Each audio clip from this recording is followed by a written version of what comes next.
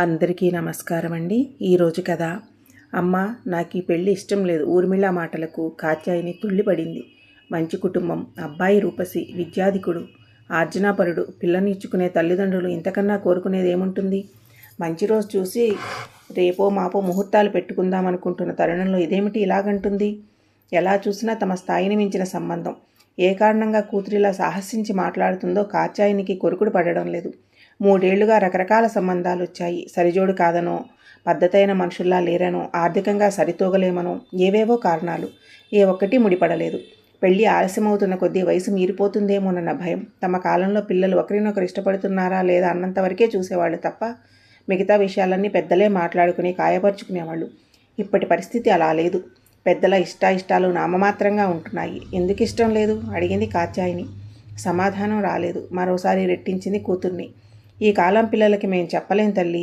ఆ చెప్పేదేంటో మీ నాన్నగారికే చెప్పుకో అంటూ చివాలన గదిలో నుంచి వెళ్ళిపోయింది కాత్యాయిని. పెళ్లి వేడుకల్లో ఇచ్చిపుచ్చుకోవడాల వంటి ఆర్థిక సంబంధ విషయాల్లో పిల్లలకి ప్రమేయం లేనట్లు పెద్దలు వ్యవహరించడం సబబేనా? కట్న కానుకల గురించి మాకేం డిమాండ్లు లేవు. అబ్బాయికి లక్షల్లో జీతం వస్తుంది. మాకున్నది ఒక్కగానొక్కడు. బంధుమిత్రులంతా పెద్ద బలగమే ఉంది. పెళ్లి ఏర్పాట్లు మాత్రం ఘనంగా ఉండాలి. అతిథి మర్యాదలకు లోటు రాకుండా చూసుకుంటే చాలు అన్న మగపెళ్లి వారి మాటలు తన దాకా చేరాయి.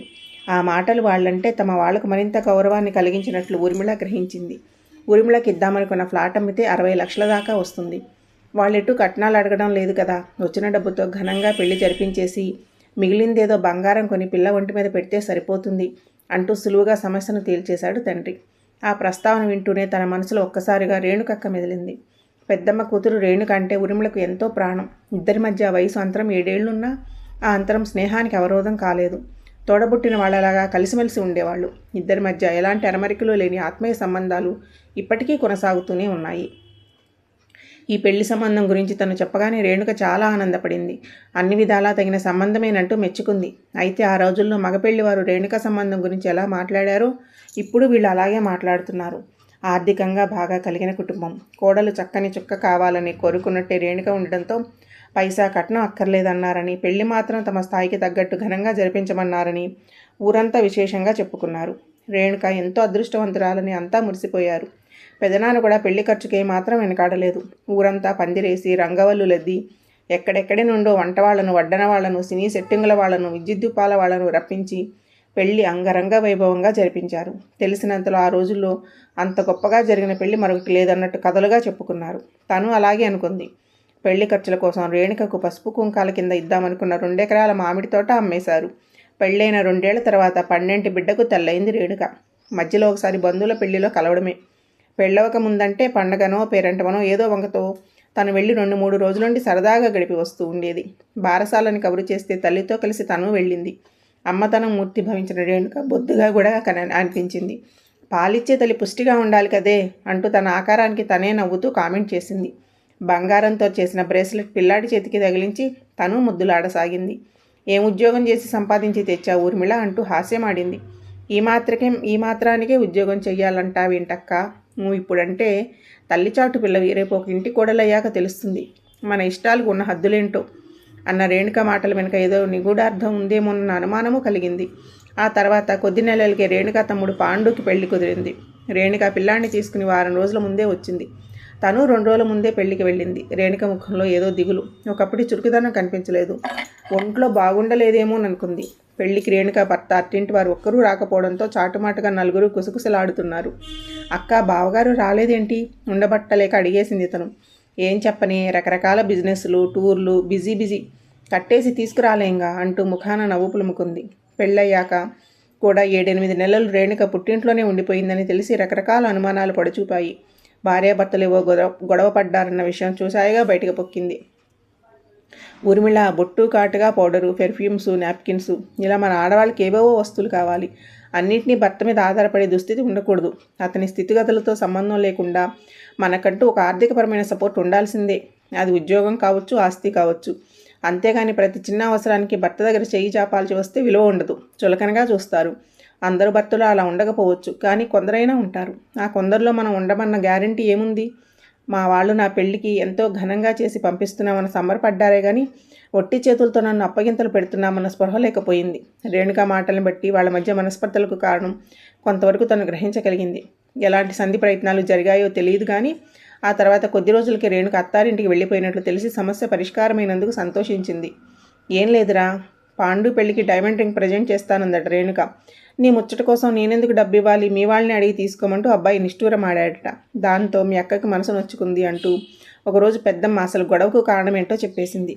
అయితే రేణుక మనసు కష్టపెట్టుకోవడానికి ఆ కారణమే ఒక్కటే కాకపోవచ్చని, అంతకు పూర్వం అలాంటివి మరికొన్ని జరిగి ఉండొచ్చని తను అనుకుంది. ఆ రోజు రేణుక విషయంలో పెద్దనాన్న ఎలా ఆలోచించారో ఇప్పుడు తన విషయంలో అమ్మా నాన్నలు అదే విధంగా ఆలోచిస్తున్నారు. పెళ్లికి ఫంక్షన్ హాల్ అద్దె, డెకరేషన్, ఆహ్వాన పత్రికలు, మేళతాళాలు, వీడియోలు, ఫోటోలు, భోజనాలు, రిటర్న్ గిఫ్టులు, పెళ్లికి ముందు నిశ్చితార్థానికి స్టార్ హోటల్లో హాల్ రెంటు, డెకరేషను, భోజనాలు వగైరా వగైరాలను కలుపుకుంటే మొత్తం 60 లక్షల దాకా అవుతుందని అంచనా వేస్తున్నారు. పెళ్లికి ఇంత హంగు ఆర్భాటం అవసరమా? ఏంటమ్మా ఈ పెళ్లి ఇష్టం లేదంటున్నావట? తండ్రి మాటలకు ఊర్మిళ ఆలోచనలు చెదిరిపోయాయి. అవును నాన్న, ముందు నచ్చాడన్నావు. అవును, నచ్చాడనే అన్నాను. ఇంతలోనే ఏమైందమ్మా? నువ్వు సరేనన్నాకనే కదా ఖాయం చేసుకుంది. అబ్బాయి నచ్చడం వరకేనా నా ప్రమేయం? ఆ తర్వాత మీరు మాట్లాడుకున్న విషయాల్లో నా ఇష్టాయిష్టాలతో పని లేదా? ఏ విషయాల్లోనమ్మా?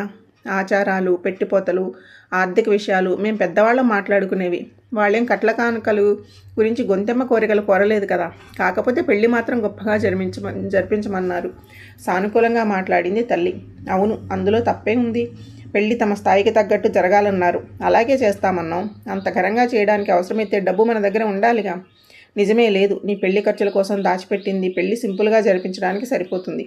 అందుకనే నీకు ఇద్దామనుకున్న అపార్ట్మెంట్ అమ్మి వచ్చే డబ్బుతో వాళ్ళు అడిగినట్టు ఘనంగా చేద్దామనుకుంటున్నాం. నాకంటూ ఏమీ ఆస్తి ఉండక్కర్లేదనుకున్నారా? నీకిస్తేనే నీ పెళ్లి ఖర్చు కోసం ఖర్చు పెడితేనేం రేపు పెళ్ళయ్యాక వాళ్లకున్న ఆస్తిపాస్తులు మీ భార్యాభర్తలేగా అనుభవించేది. అలాగని నా పేర చిల్లిగా ఆస్తి లేకుండా నన్ను బికారిదాన్ని చేస్తారా? అదే అపార్ట్మెంట్ నాకుంటే దాని మీద నెల నెలా వచ్చే అద్దె నా ఆదాయంగా నా అక్కరకుంటుంది. ప్రతి చిన్న అవసరానికి చెయ్యి జాచి భర్తను అడుక్కోవాల్సిన పరిస్థితి ఉండదు. మీ అమ్మ నేను నీది నాది అనుకుంటే ఇంతకాలం బతకలేదమ్మా. వచ్చే ఆదాయానికి తగ్గట్టు ఏ లోటు లేకుండా సర్దుకుంటూ బతికాం. భార్యాభర్తల మధ్య అడుక్కోవడం అన్న భావనే సరికాదు. మీ కాలము, మీ అవసరాలు, మీ ఆలోచనలు వేరు నాన్న. నా చదువుకు తగ్గ ఉద్యోగం రాను వచ్చు, రాకపోను వచ్చు. వచ్చిన కుటుంబ బాధ్యతల మధ్య చేయలేకపోను వచ్చు. ఏది ఏమైనా నాదంటూ నాకు ఒక ఆసరా ఉండాలి. నిక్కచ్చిగా మాట్లాడింది ఊర్మిళ. అపార్ట్మెంట్ అమ్మకుండా ఆస్తిగా నీకు ఇచ్చి పెళ్లి ఘనంగా చేయాలంటే అప్పు చేయాలి. ఈ వయసులో మేము తలకి మించిన అప్పులు చేయలేం కదా. నిజానికి ఇది మన స్థాయికి రావాల్సిన సంబంధం కాదు. నీ భవిష్యత్తు బాగుండాలనే మా ఆశంత. కాళ్ళదాకా వచ్చిన అదృష్టాన్ని కాలదనుకోవద్దు, బతిమలాడుతున్నట్లుగా అన్నాడు తండ్రి. నాన్న, అంతగా మన సంబంధాన్ని ఇష్టపడుతున్న వాళ్ళు మన స్థితిగతుల్ని చూడాలి. అంగరంగ వైభవంగా పెళ్లి జరిపించాలన్న ముచ్చట వాళ్ళది. ఆ ఏర్పాట్లేవో వాళ్ళనే చేసుకోమనండి మరి. అదేం మాటే, పెళ్లి చేయాల్సిన బాధ్యత ఆడపిల్లి వారిది. తల్లి కలుగజేసుకుంది. అలా అయితే మన స్థాయికి తగ్గట్టు మనం జరిపిస్తాం. అందుకు వాళ్ళు ఇష్టపడాలి. లేదంటే తమ స్తోమతకు తగ్గట్టు వాళ్ళే జరిపించుకోవాలి. అంతేగాని మనం పెళ్ళి ఎలా జరిపించాలో వాళ్ళు చెబితే ఎలా? ఏది ఏమైనా ఫ్లాట్ అమ్మి పెళ్లి చేయడానికి నేను ఒప్పుకోను. మా తాహతుకి మించి ఘనంగా ఏర్పాట్లు చెయ్యలేము అని స్పష్టంగా చెప్పేయండి. వాళ్ళు సరేనంటే ముందుకు వెళదాం. లేదంటే మనకు తగ్గ సంబంధం, మరో సంబంధం చూసుకుందాం. ఇంతకన్నా తను చెప్పాల్సింది ఏమీ లేనట్టుగా ఊర్మిళ తన గదిలోకి వెళ్ళిపోయింది. కూతురి మాటలకు భార్యాభర్తలు ఇద్దరు ముఖముఖాలు చూసుకుంటూ స్థాణువుల్లాగా నిలుచుండిపోయారు.